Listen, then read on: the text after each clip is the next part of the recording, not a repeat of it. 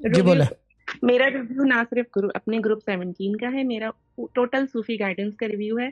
नवंबर में अचानक मैं बहुत ज्यादा परेशानी में घिरी हुई थी और मैंने फेसबुक खोला तो कहीं से शाह साहब की एक वीडियो क्लिप आई और उसमें मैं जाती गई।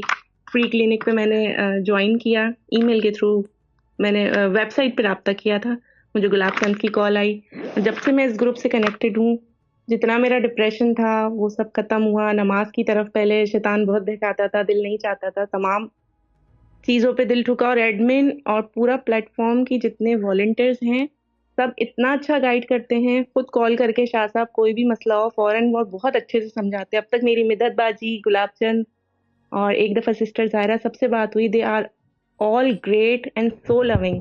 बहुत अच्छे से बात करते हैं, समझाते हैं, कभी परेशान नहीं होते कि हमारे मसले सुन के, और हर वक्त हाजिर होते हैं।